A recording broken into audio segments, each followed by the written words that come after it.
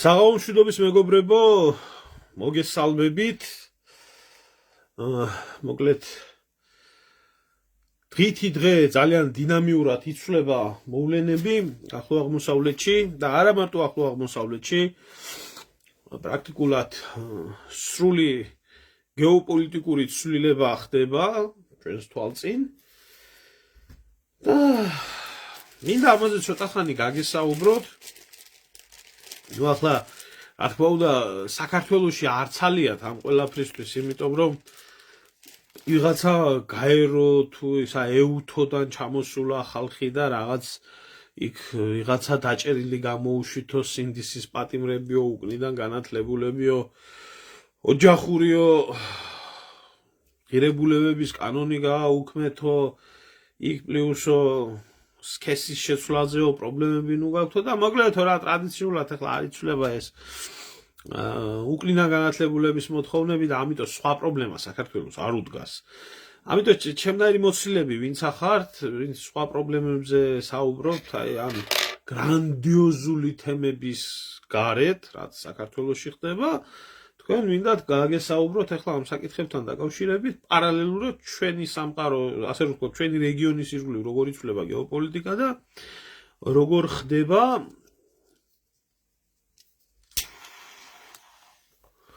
ამ ახალ გეოპოლიტიკურ რეალობაში საქართველოს როგორც თავისი ისტორიული როლის გამოყენება, შესაძლებელი ახალი მეზობლები, ახალი პარტნიორების არჩევა, შერჩევა და ასე შემდეგ ბევრი რაღაც. მოკლედ, წუხანდელი ღამე შედარებით ვეცდები თუ მომიხერხდა ამისთვის ცალკე გავაკეთო მე ბლოგი რაც იყო ისე როგორც ნახეთ რუკაზე და დეტალურად.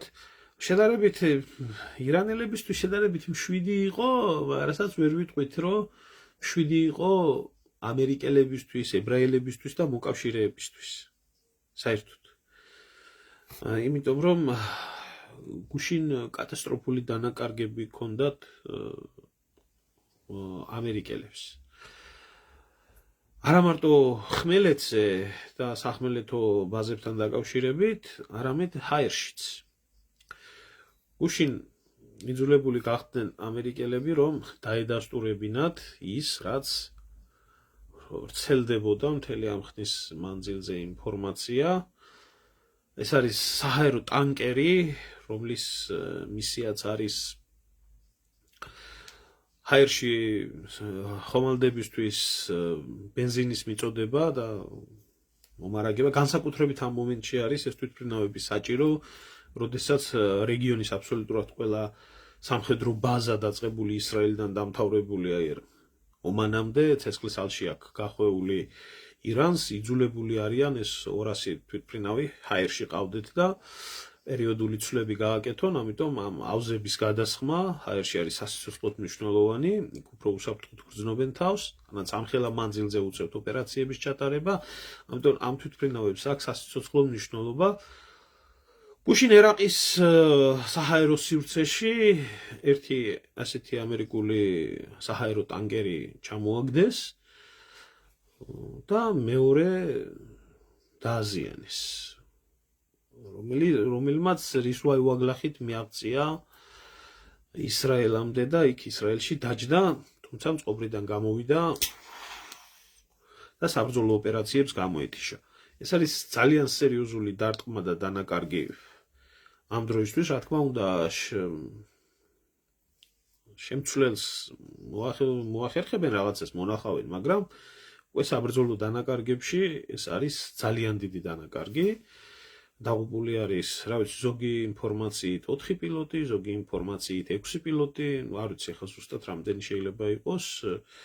ზოგადად ამ თვითმფრინავს ერთი პილოტი არ მართავს, ყავს 2 პილოტი, ასევე ბორტმექანიკოსი, დაახლოებით 6 კაცი ითვლება ამ ყველაფრის ეკიპაჟად. კაცე 135, ვისაც დეტალურად გაინტერესებთ, შეგიძლიათ ნახოთ დაძებნოთ. ამას დაუმატოთ ისიც, რომ გუშინ პირველი ხო აი იმ ქუეითელმა ვაშკაცმა ჩამოაგდო, კი, ხო, ეს ამხანაგური მეგობარი, მაგას ურიცეს კლ ჩამოვარდა. ამას უნდა დავუმატოთ ისიც, რომ გუშინ პირველი დანაკარგები, პირველი დაღუპულები არა ამერიკელი სამხედროები და პირველი ევროპული დანაკარგები ოფიციალურად გახდა ცნობილი იერიში იქნა ელბირის ჩრდილოეთ ერაყში ბაზირებულ ფრანგულ სამხედრო ბაზაზე, სადაც წიმეთ დაჭრილი არის 7 ფრანგი სამხედრო და ერთი ეს გარდაიცვალა, პირველი დანაკარგი აქვთ ფრანგებს ამ ომში.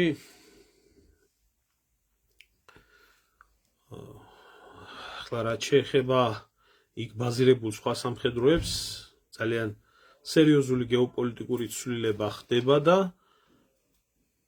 იქ ბაზირებულ იტალიელებს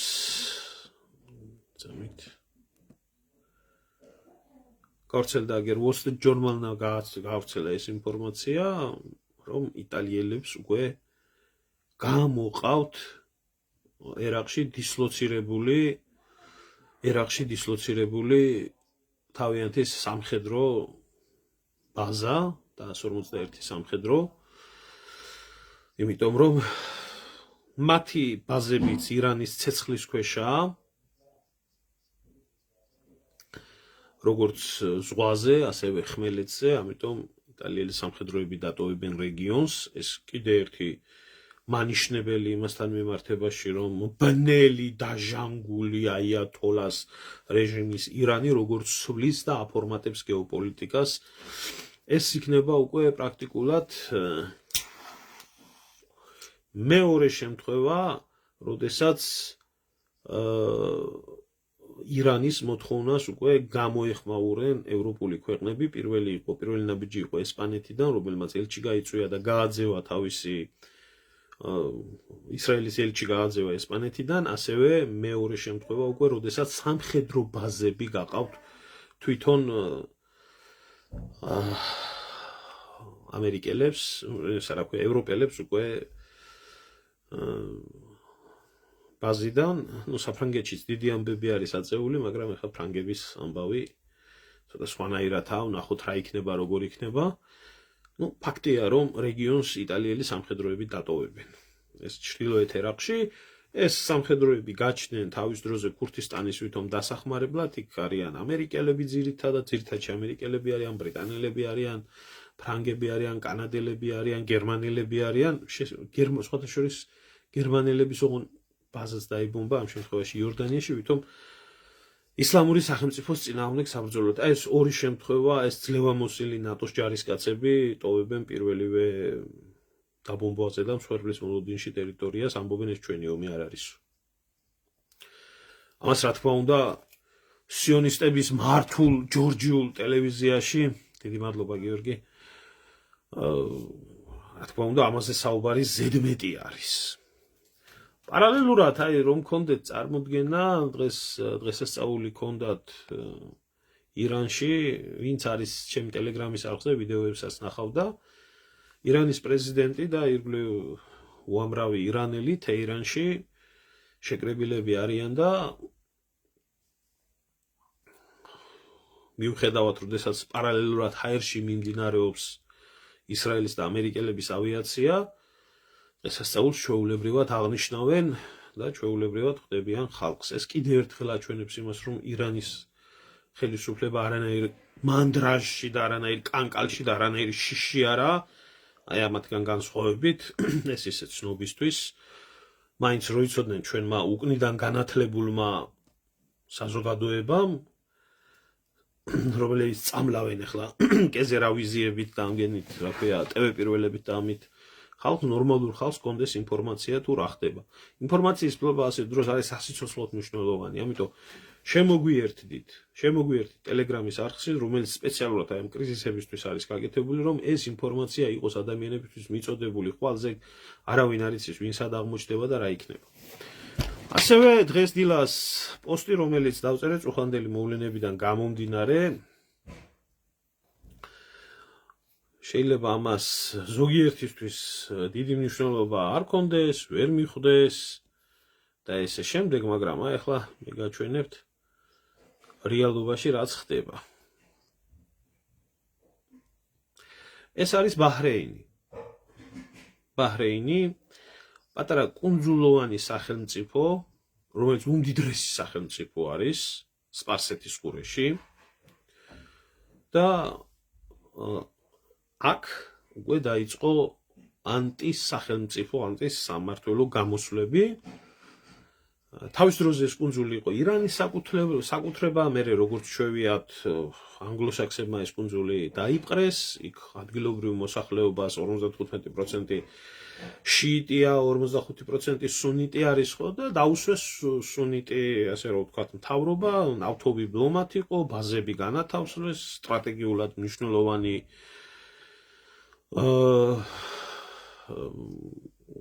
მდებარეობა ქონდა, რა თქმა უნდა, აბა რას იზამთრდნენ და ყავდათ თავიანთი ისა. აი ამ ომმა აჩვენა, რომ ეს პატარა ხელოვნური სახელმწიფო, კუნძულოვანი სახელმწიფო, რომელიც უმდიდრესი არის თავისი ბუნებრივი რესურსებიდან გამომდინარე, აღმოჩნდა ნომერ პირველი სამიზნე ირანის, სადაც მეხუთე ფლოტის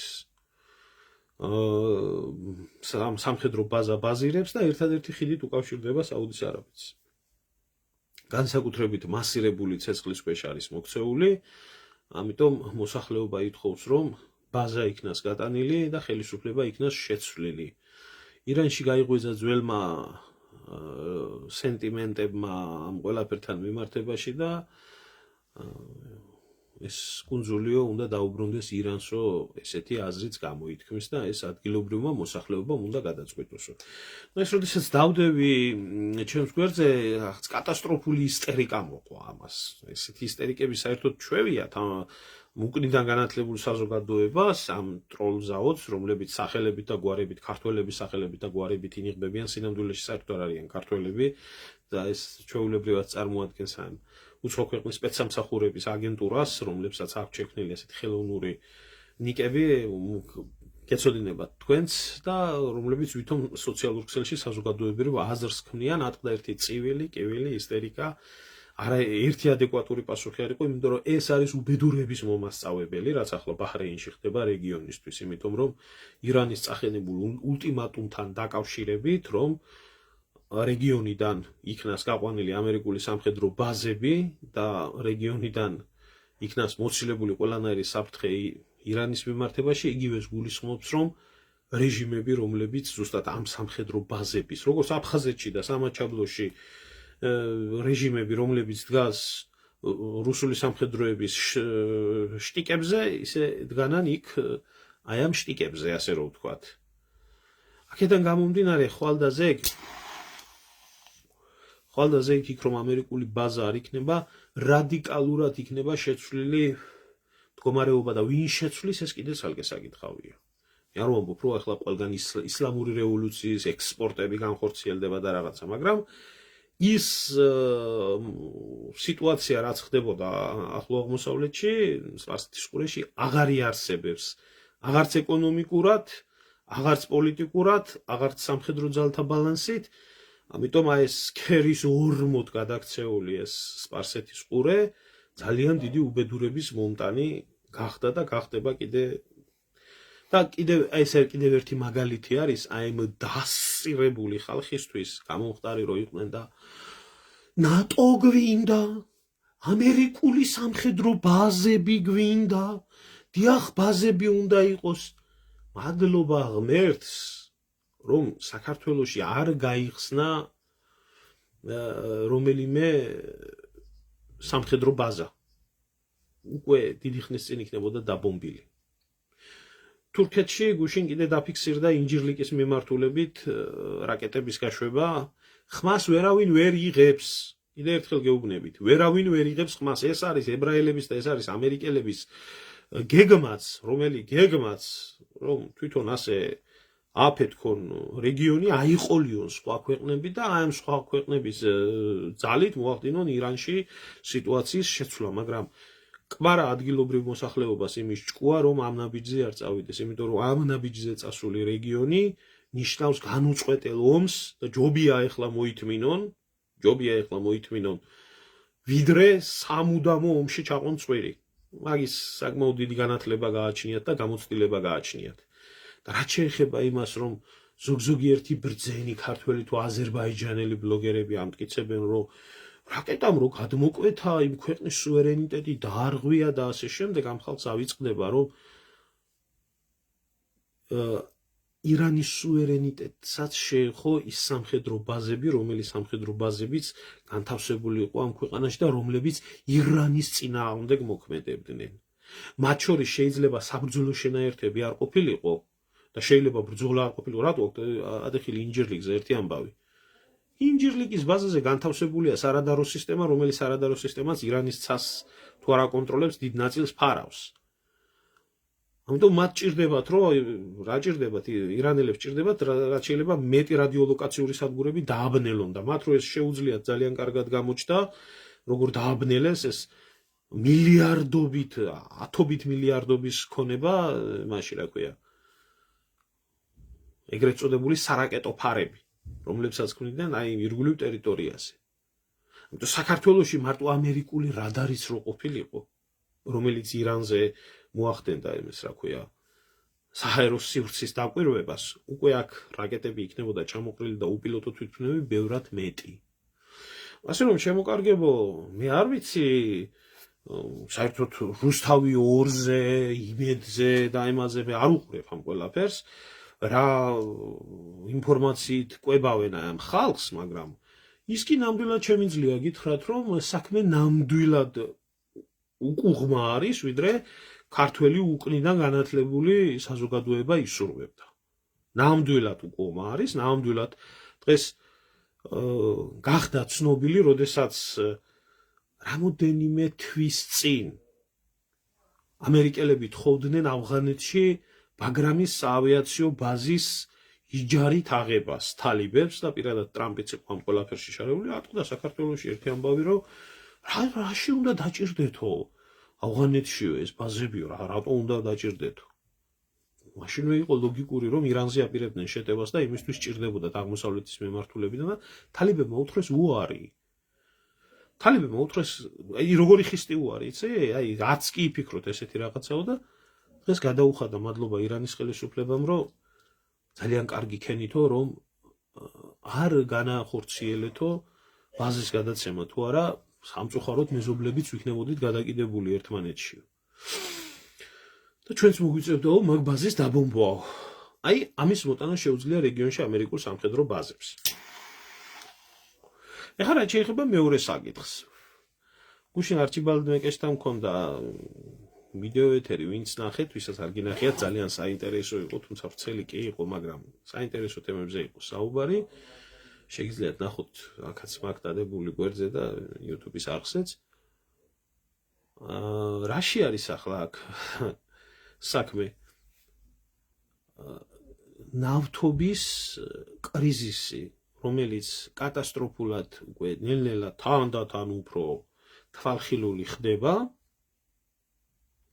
აიძულებს ამერიკელებს მოხსნან სანქციები რუსული ნავთობიდან. პირველად დაფიქსირდა ის, რომ რუსებს, რომელიც ამდენი ხანი სანქციების ქვეშ ყავდათ, კი ვიცი ხომ ასე რო არის, რომელიც სანქციების ქვეშ ყავდათ, მთელი ამ ხნის მანძილზე იძულებულები არიან მოუხსნან ეს ყველაფერი, იმიტომ რომ ნავთობის ფასი გარბის და ვერც სტრატეგიული რეზერვები აჩერებს და ვერაფერი ვერ აჩერებს იმ ბუნებრივ მდგომარეობას. ყველა მიცის, რომ ეს არის დროებითი მოვლენა, რომელიც მალე შეიცვლება და ხვალ თუ ზეგ ისევ იქნება ორმუზის სრუტე დაკეტილი და დაკეტილი ორმუზის სრუტეში მომწყდეული ის ტანკერები, რომელი ტანკერებიც არიან, ვერ გამოიტანენ ერთ წვეთ ნავთობს. ვერ გამოიტანენ. ამიტომ ომი უფრო დიდი ხნით გაგრძელდება, ვიდრე აი ამათი ჩარევა. გაიხარეთ, ღმერთმა გაგიმარჯოთ. აი ამის წინაშე არიან, წავიდნენ ამერიკელებმა მოუხსნეს, მალე ევროპელებიც მოუხსნიან, იმიტომ რომ გინდა არ გინდა სადაც გეოპოლიტიკა და იარაღი შეცვლის მდგომარეობას, იარაღი შეცვლის, მაგრამ სადაც იარაღით შეცვლილი გეოპოლიტიკური მდგომარეობა შეცვლის გეოეკონომიკას და სისტემას, ეს კიდე ცალკე თემა არის. ამიტომ ძალიან მალე პროგნოზირებადი არის, რომ ნავთობის ფასი ავა 161 ბარელი $165-ზე. რასაც ვერანაირად ვერ აზიდავს დღევანდელი სიტუაციაში ბევრი ქვეყნის ეკონომიკა და ბევრი ქვეყანა შეიძლება ჩამოიშალოს როგორც სახელმწიფო, რადგან თანამედროვე ეკონომიკური მოდელით აწყობილი ეს ბუტაფორიული სისტემები აი ამის მანიშნებელია. ეხლა ვისაც უშუალოდ დეტალურად აინტერესებს ის ამბები თუ აი ბევრი ამბობს რომ აი იმდენი დაბომბვები არ არის, დიახ, გეთანხმებით, არ არის იმდენი დაბომბვა, ეს არის ირანის სარაკეტო დარტყმების ინტენსივობა. წითლით არის აღნიშნული უპილოტო აპარატები, ლურჯით არის აღნიშნული რაკეტები 12 დღის მანძილზე დაწყებული მათ მიერ გამოყენებული რაკეტების ინტენსივობა. კი, ასია, მოკლებული არის ნამდვილად, თუ კი ადრე ხდებოდა იმ რაოდენობით რაღაცა ასობით რაკეტის გაშვება, ეხლა სულ 40-50 და ესე შემდეგ. რატო ხდება ასე? ამას უბრალოდ რას ამბობენ? ესენი ამბობენ, რომ ირანს რაკეტები ერევა, არაფერი ირანს რაკეტები არ ელევა. ძირითადი სამიზნეები განადგურებული არის. ახლა ამ ყველაფერს სჭირდება ზუსტი პირველი ეფექტი მიღწეული. ახლა ამ ყველაფერს სჭირდება ზუსტი დამიზნებული მოხვედრა. და ზუსტად დამიზნებულად ხდება ეს ყველაფერი.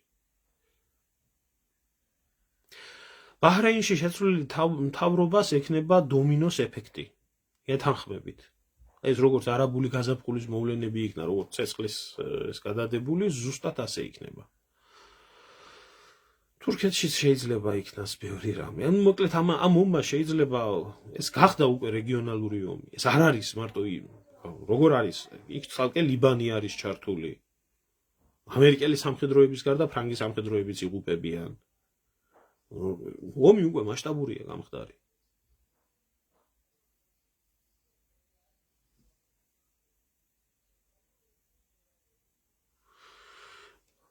ქალბატონო მანანა, მე არ ვიცი რატო უღირდათ და როგორ უღირდათ, მაგრამ ფაქტია რომ უღირდათ თუ არა არ გააკეთებდნენ, ამ ნაბიჯს არ გადადგამდნენ. ხო, აი ამიტომ არის ინტენსივობა შემცირებული ირანის სარაკეტო დარტყმების, იმიტომ მათ ძირითადი მიზნები გაანადგურეს. ახლა ჭირდებათ ზუსტი მიზნები. მათ შორის ჩვენი ძმის და მეგობარის ალაბარის და დუბაის ფინანსურ ცენტრზე იქნა მიტანილი იერიშები. რა ვქნათ ახლა? მადლობა ღმერთს ეთყობა არ დარჩება ფული იმისთვის, რომ საქართველოში ქალაქები ააშენოს და ამ ფულსაც მოხსნის და წაიღებს და ჩაიდებს ჯიბეში. და მის დაქცეული ქვეყნის აღდგენას მოახმარს. იმედია, ასეთი რაღაცა თუ გადაგვარჩენს ჩვენ თუ არა გამოდებულებულ საზოგადოებაში და გამოდებულებულ მთავრობაში, რას უნდა ელოდე. კარგს.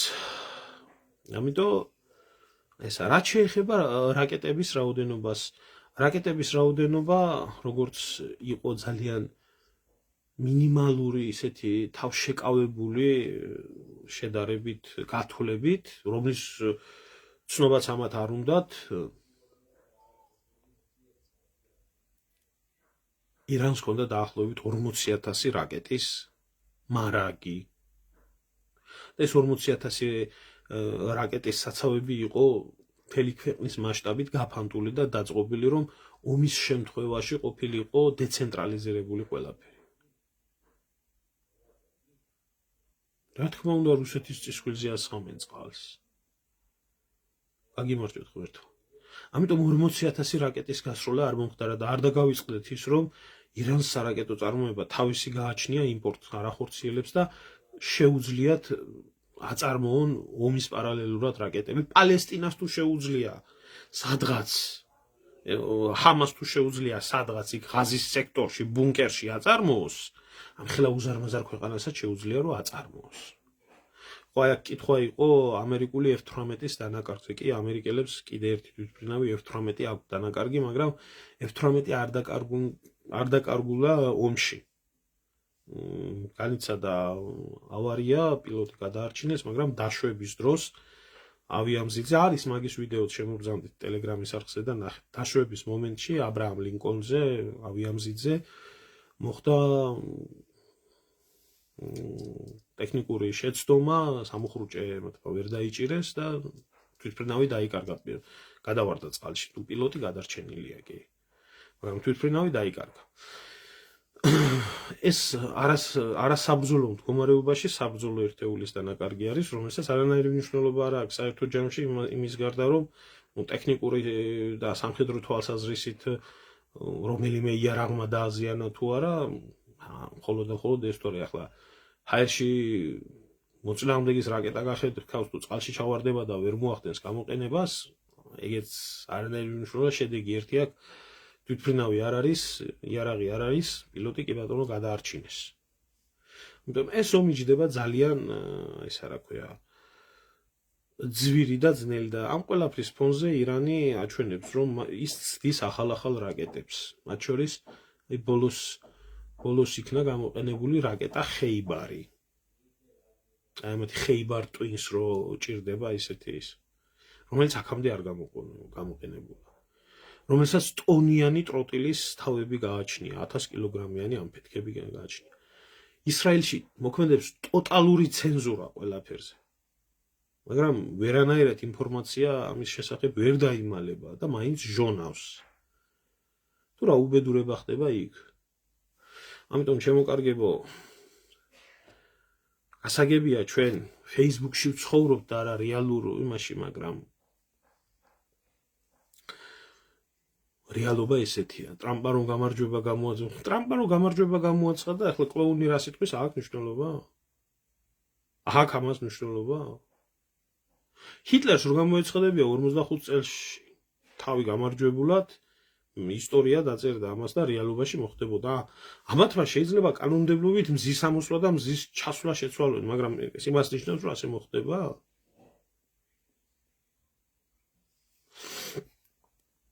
ეგ არის. ოდიშ თუ რაიმე კითხვები გაგაჩნიათ, კითხვა რეჟიმის პასუხს საღამოთი ალბათ გვიან მოვახერხებთ და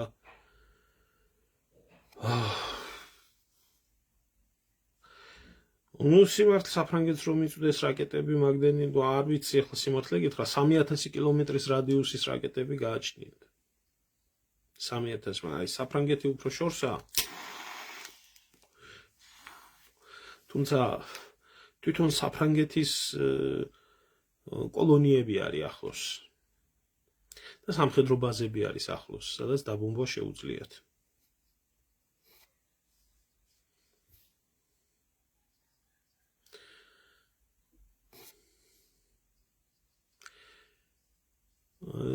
თქვენი აზრით სამხადარჭება აქვს ტრამპს კონგრესმენებთან დაკავშირებით არის თუ არა შიდა უთანხმოება. კონგრესში რო შიდა უთანხმოება, ამას რა თქმა უნდა საუბარი, მაგრამ იმ უზარმაზარმა ებრაულმა ლობმა, ვინც ტრამპი მოიყვანა და დასვა იქ, სადაც დასვა, მათ ყველანაირი გავლენა აქვთ იმისთვის, რომ ამერიკამ ეს ოპერაცია გააგრძელოს. დაწყება იყო საქმე თუ არა, ეხლა მხარდაჭერას უცხადებენ და სხვათა შორის მე გადავავლე თვალი და ისედაც პირადი კონტაქტებით ამერიკაში, როდესაც შევეკითხეთ ადამიანებს, არა მარტო ქართველები, თვითონ ამერიკელები, ტრამპის მომხრეები რას ამბობენ, ჩვენ მხარს უჭერთო, ვინც აი ფანატიკურად ტრამპისტები იყვნენ, მხარს უჭერთო, მაგრამ აი ეს ნეიტრალური და ოპოზიციური ძალები, რა თქმა უნდა, არ უჭერენ მხარს და რა თქმა უნდა,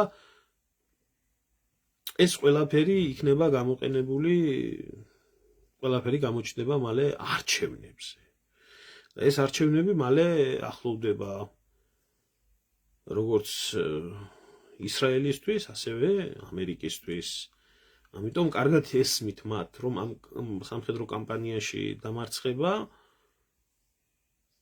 მათ პოლიტიკურ დამარცხებას ნიშნავს. რა ვიცი, ახლა 1000 სისულელეები ისმის, მე ისიც მინდა გითხრათ, რომ საზღვაო ქვეითების 2500 კაციანი რაზმი არის მოხსნილი და მიყავთ სპარსეთის ყურისკენ და არ ვიცი, ამ ფონზე შეიძლება დესანტირებასაც ქონდა ამაზე წინა ვიდეოში საუბარი, მაგრამ ეს რა დანაკარგებს გამოიწვევს, ამაზე ნაკლებად ფიქრობენ ალბათ, არ აინტერესებთ ეს ყველაფერი. ანუ ღირს ეს ომი იმათ, ძალებისთვის ეს ომი დაიწყო, რომ იყოს ეს იქნება კატასტროფული. მე მინდა შევახსენო მე მინდა შევახსენო ზოგადად საზოგადოებას, ირანის მოსახლეობა ეს არის 90 მილიონი. საიდანაც 60% არის ახალგაზრდა. 30 წლამდე ახალგაზრდა. ეს არის სიცოცხლით სავსე ქვეყანა. და გადათვლით და გადაანგარიშებით 30 მილიონიანი არმიის შეკრება შეუძლია. მე იმას კი არ ვამბობ, რომ 30 მილიონიანი ეს რაღაც არმადები იქნება, ვისაც ხელში არ არის დაჭერა შეუძლია და ბრძოლა შეუძლია. მე არ ვამბობ, რომ ეს 30 მილიონი იქნება სუპერ მომზადებული რაღაცა ესეთი რაღაცა, მაგრამ როდესაც დაჭირდეს და გაწვევა მოხდეს ქვეყნის ტერიტორიის დასაცავად და ქვეყნის დასაცავად, ეს არის 30 მილიონიანი არმია. რომელიც ხელში იარაღს დაიჭერს, ჯავშანჟილეთ ჩაიწვევს და როგორც რიგითი ჯარისკაცი დადგება და მტერს ესვრის. ეს კიდე არის უზარმაზარი რაოდენობა. საკუთარ ეზოს და საკუთარ სახლს დაიცავს. და იდეოლოგიურ საკითხზე მოდი ვავიდავებთ, იმიტომ რომ ეს არის თეოკრატიული სახელმწიფო, რომელიც არის აღზრდილი ყველანაირად. იმით რა ქვია. თავიანთი იდეოლოგიის და თავიანთი რწმენის მიხედვით.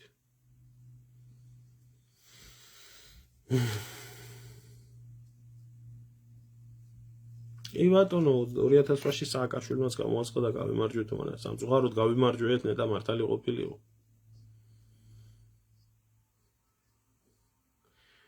ისრაელის შემთხვევით არაბული სამყარო ხომ არ უნდა დაემთხვით.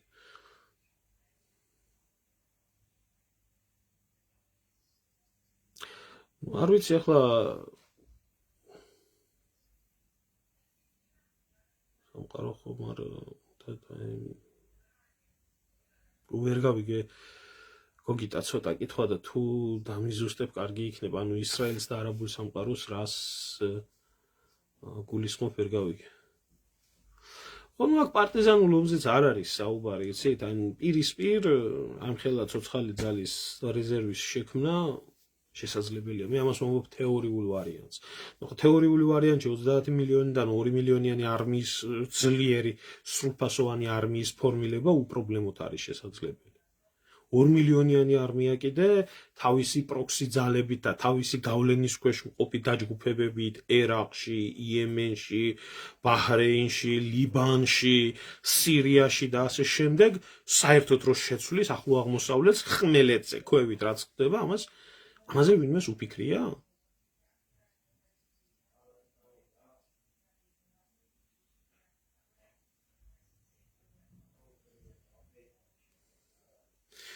არის ირანში მთავრობის მოწინააღმდეგე ხალხი ნებისმიერ ქვეყანაშია. თლად კარგად რო ცხოვრობს ხალხი, იქაც კი არის მთავრობის მოწინააღმდეგე ადამიანები.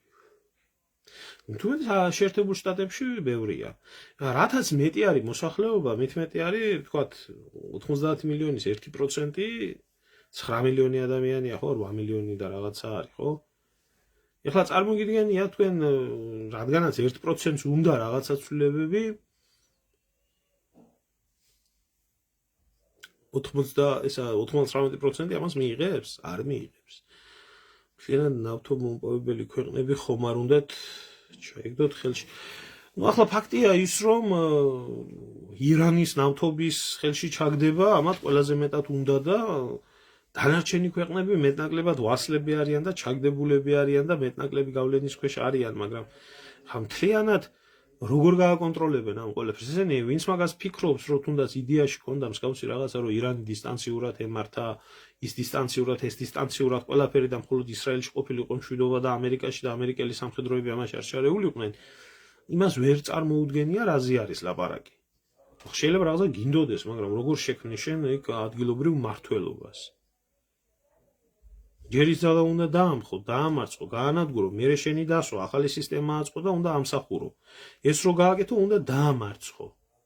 და რო დაამარცხებს, სადაგა გარანტია ომის მერე რო ასე იქნება. შეიჭრენ ამისთვის ერაყში, დაამხეს სადამ ჰუსეინი, ბევრი იწვალეს თუ ცოტა იწვალეს, პროირანული მმართველი დააყენეს. და იძულებული გახდნენ გამოსულიყვნენ. იმიტომ არასდროს ერაყი არ ყოფილა ისეთი პროინარნული, როგორიც ამერიკელების შეჭრის შემდეგ გახდა. იმიტომ რომ არიციან, არ აინტერესებთ იქ რა დემოგრაფიული მდგომარეობა არის, რამდენი არის, როგორი დემოგრაფიული სიჭრელი არის, როგორი რელიგიური სიჭრელი არის, როგორი ცხოვრების წესი და სტილი არის. მიიღეს ის, რაც მიიღეს. მიიღეს ის, რაც ავღანეთში მიიღეს. და ყველგან ასე მიიღებენ. ყველა დამპყრობელი მიიღებს ერთი და იგივეს ყველგან. როდესაც ასე მოიქცევიან. უნდა დანაკარგები იქნება კიდე და კიდე და ძალიან ბევრი იქნება სიახლეები, ასე რომ მე ყოველ შემთხვევაში ომის მალე დასრულებას არ ველოდები. ნახოთ. ირანის მოთხოვნები გასაგებია. ამბობენ გაიყვანეთ ბაზები რეგიონიდან, ამერიკული ბაზები, გადაგვიხადეთ კომპენსაცია და საერთოდ მოშორდით აკაობას. ეს არის ირანის მოთხოვნა. ამერიკელების და ისრაელის მოთხოვნა არის დაყარეთ იარაღიო და ჩაგვგარდით. რომელი უფრო რეალურია, თქვენთვის მომინდვია ეს ანალიზი და ობიექტური ანალიზი მომინდვია თქვენთვის და კი ბატონო. შეაფასეთ. მე უფრო ვფიქრობ, ირანის მოთხოვნა უფრო რეალური არის. გრძელვადი ამ პერსპექტივაში რუსეთს არ აწყობს ირანის განადგურება, ვინ თქვა, რომ ირანის განადგურება აწყობს, ან ვინ ამბობს იმას, რომ ირანი ნადგურდება. კი, ომია, ღებულობს ძალიან დიდ დანაკარგს და დიდ ზარალს, მაგრამ აბა რამხელა გავლენას იხვეჭს. რამდენი ხნის ოცნებას იხდენს ამერიკელებზე შურისძიების. არ არის ეს რუსების ინტერესში რეალურად არის რა? ირანი იყოს რუსების მოკავშირე და გავლენის ქვეშ. ახლა ისე არა, როგორც ამათ ყავთ ყმად ნაფიცები, მაგრამ გავლენა კონდეს და ენერგომატარებლებზე კონდეთ თავიანთი პრეტენზიები დაწესებული, იმიტომ რომ რუსეთი არის ნომერ პირველი ქვეყანა გაზის საცავების მარაგის მხრივ, ირანი არის მეორე ქვეყანა. და მესამე ქვეყანა არის ირანი ნავთობის თვალსაზრისით. გაცრავად.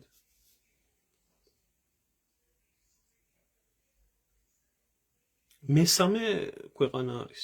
ამიტომ მთელი ეს ბუნებრივი სიმდიდრეები და მთელი ეს ყველაფერი აქვს ირანს, რუსეთს და შეუძლია მიიმხროს კიდე სხვა ქვეყნები და ირანს ეუბნებიან შენ ნავთობი კი გაქვს, მაგრამ არ გაყიდო, იმიტომ რომ ჩვენი ყმა ხარ, ყმა უნდა გახდე. ეს რა ქვია, რუსეთს ეუბნებიან შენი ნავთობი და გაზი ჩვენ არ გვინდა, ჩვენ როგორც ვიტყვით, ისე ვიყიდით და ასე ვიზამთ და ისე ვიზამთ. რატო უნდა იყვნენ ეს ქვეყნები? მე მსახურობდი, მე 12 ბატალიონში მსახურობდი.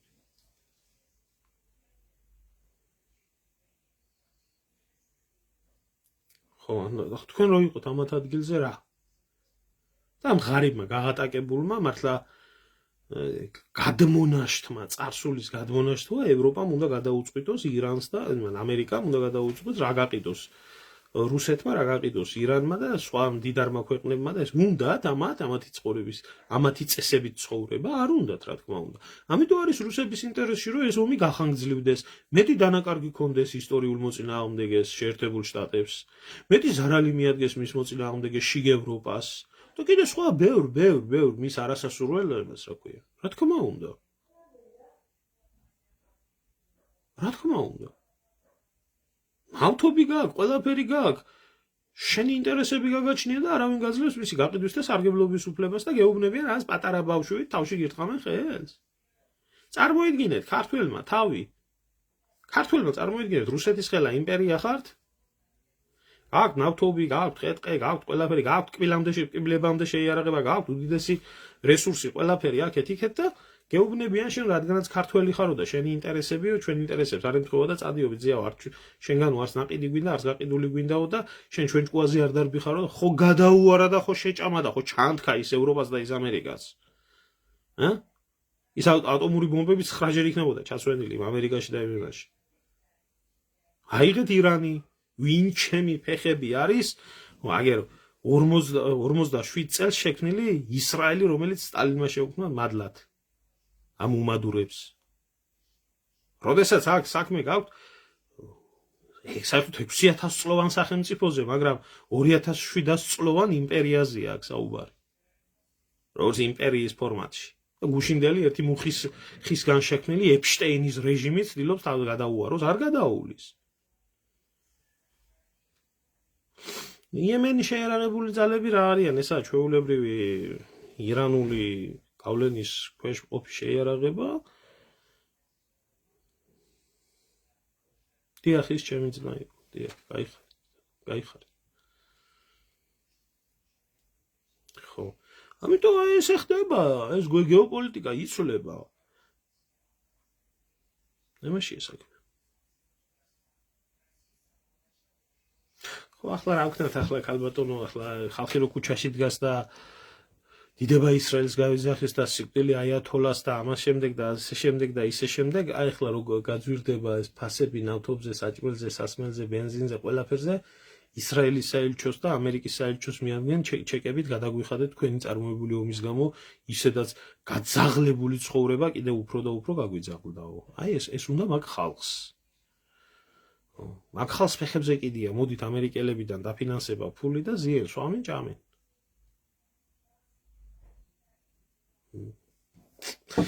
მოკლედ შემოკარგებო, აი ახლა ამის თქმა მინდოდა. აუ დამანებეთ რა, აი ძალიან ერთი დიდი თხოვნა მაქვს რა. ერთი და იგივე კითხვაზე მილიონჯერ. რას უნდა ვფიქრობდე ვასაძეზე? მილიონჯერ მაქვს ამ კითხვაზე გაცემული პასუხი. არის ბიზნესმენი და შოულობს ფულს და არის მის ფული საშოულად. რას უნდა ვფიქრობდე? რას უნდა ვფიქრობდე?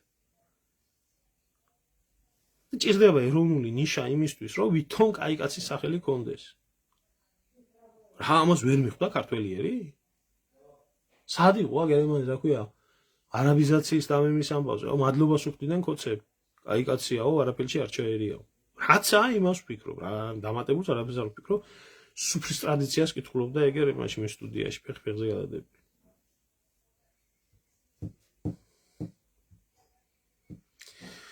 ირანული ფულის ინფლაცია, აი ეგ არის პრობლემა, რომ ახლა ინფლაცია აქვს იმას რა ქვია. რას გეტყვით, იცით? ეკონომიკური ზარალი. ირანის ფული და ირანზე მიყენებული ზარალი არის ზღვაში წვეთი, რაც მარტო ამ 12 დღიანმა ომმა მიაყენა ირანის მტრებს ყველას ერთად აღებულს. ყველას ერთად აღებულს. როგორც მის ისტორიულ მოწინააღმდეგეებს, ასევე მის მტრებს, მის დამპყრობლებს და მისი ცუდის მსურველებს. როგორც ეკონომიკური დარტყმით, აი ესე პირდაპირ, ასევე პირდაპირი ზარალით. ის 18 გემი რო არის ჩაძირული სპარსეთის ყურეში. ერთი გემი არის მთლიანად იმ დაჟანგული ფლოტის მართლა ფასი, რაც დაძირეს.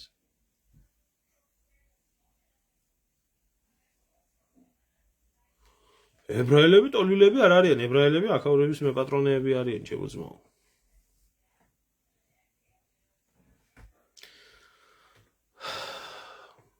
ეს ვიღაცა იქნება. სხვათა შორის ეს რაღაცას აწყობენ ეს ებრაული ტროლები. შემოვლიან, ფეხებზე რო კიდიათ ქართველები, დაგიწყებენ. ან შენ გადაკიდონ ეს ალტინფოზე, ან შენ გადაკიდონ იმაზე ვასაძეზე, აი ეს. არა მგონია თქვენი რამით ვასაძეს რამე. ვასაძის დრო აშე უპატრონო ქვეყანა თავზე იქცევა მესამე მსოფლიო ომია ეს.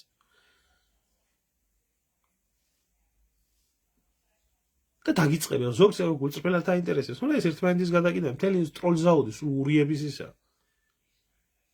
დადი ქალო, წადი, ხელა წითელი პომადა რო გაქვს, წასული პატარა მეიშორი და ისე გადაიღე სულად და მანები თავი რა. ყლარწებიან აქ.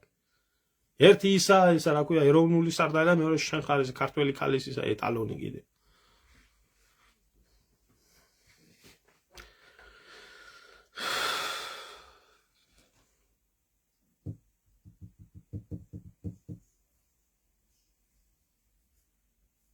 სწორს ამბობს, მაგრამ ის პოლიტოლოგი. იტალიის არხზე გვეუბნებოდაო, რომ გვაშინებდნენ აქამდეო, რუსეთი დაგვესხმება თავსო, მაგრამ დაფიქრდით რა მოხდაო, კი ბატონო. მოусმინეთ ლევან ვასიძეს, მაშინ და იყავით ბედნიერები და რა ვიცი. რაინდული ბუნების ადამიანები.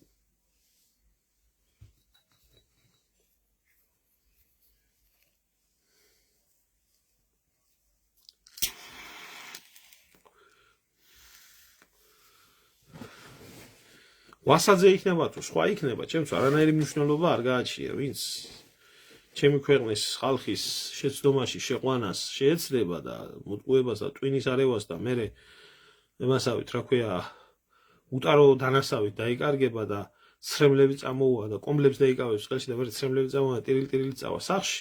ყველა არის სამხელი და ყველას უნდა ქონდეს თავისი ის.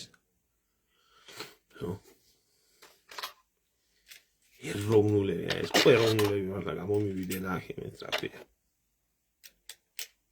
უტაფორია ხალხი. აი, წავედი, აბა, ნახოთ საღამოისკენ თუ მომიხერხდა შეიძლება გქონდეს კითხვა-პასუხის რეჟიმი, მშვიდობა მოგცეთ ღმერთო.